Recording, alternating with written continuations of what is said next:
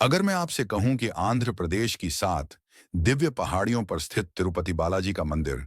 केवल एक आस्था का केंद्र नहीं, बल्कि एक जीवित और जागृत शक्ति स्थल है,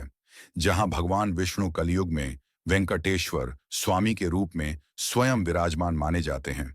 और जहां आज भी माना जाता है कि माता पद्मावती से विवाह के समय कुबेर देवता से लिया गया आरण भक्तों के दान से लगातार चुकाया जा रहा है। इसी कारण यह संसार का सबसे समृद्ध मंदिर होने के बावजूद कभी धन से खाली नहीं होता, जहां प्रतिदिन हजारों नहीं बल्कि लाखों श्रद्धालु अपने जीवन के अहंकार और पापों के प्रतीक स्वरूप अपने बाल अर्पित करते हैं।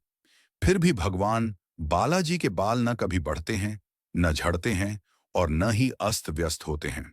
जिनका वास्तविक स्रोत आज तक कोई वैज्ञानिक खोज नहीं पाया। जहां भगवान की मूर्ति का तापमान लगभग 37 डिग्री सेल्सियस बना रहता है, जो एक जीवित मानव शरीर के तापमान के समान है, और मूर्ति पर पसीने जैसे चिन्ह दिखाई देने के कारण प्रतिदिन उस पर विशेष चंदन लगाया जाता है ताकि वह शीतल बनी रहे।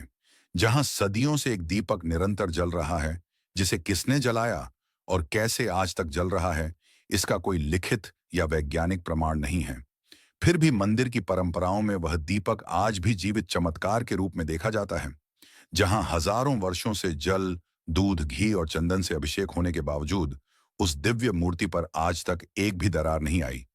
जबकि सामान्य पत्थर ऐसी परिस्थितियों में शीघ्र ही क्षतिग्रस्त हो जाते हैं।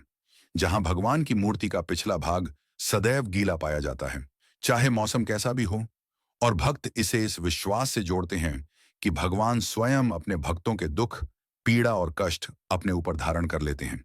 जहां का प्रसिद्ध लड्डू प्रसाद बिना किसी केमिकल या कृत्रिम संरक्षक के महीनों तक सुरक्षित रहता है, और जिसका स्वाद, संरचना और शुद्धता आज भी विज्ञान के लिए एक रहस्य बनी हुई है। जहां प्रतिदिन लाखों लोग असाध्य रोगों से मुक्ति, वर्षों से अटकी समस्याओं के समाधान, आर्थिक संकट से बाहर आने, संतान सुख, रोजगार और व्यापार में सफलता जैसी मनोकामनाओं के पूर्ण होने के अनुभव साझा करते हैं, और जिनमें से अनेक घटनाएं ऐसी होती हैं जिन्हें केवल संयोग कहकर टाला नहीं जा सकता। क्योंकि कहा जाता है कि कलयुग में जहां अधिकांश स्थानों पर ईश्वर को केवल पूजा जाता है, वहीं तिरुपति बालाजी में भगवान स्वयं अपने भक्तों की पुकार सुनते हैं, और तभी यह स्थान केवल एक मंदिर नहीं बल्कि वह दिव्य द्वार माना जाता है, जहां आस्था, विश्वास और कर्म मिलकर ऐसे चमत्कार रचते हैं जिन्हें विज्ञान आज तक पूरी तरह समझने में असमर्थ रहा है, और जहां यह विश्वास और भी गहरा हो जाता है कि जब विज्ञान मौन हो जाता है, तब वहीं से तिरुपति बालाजी की लीला प्रारंभ होती है।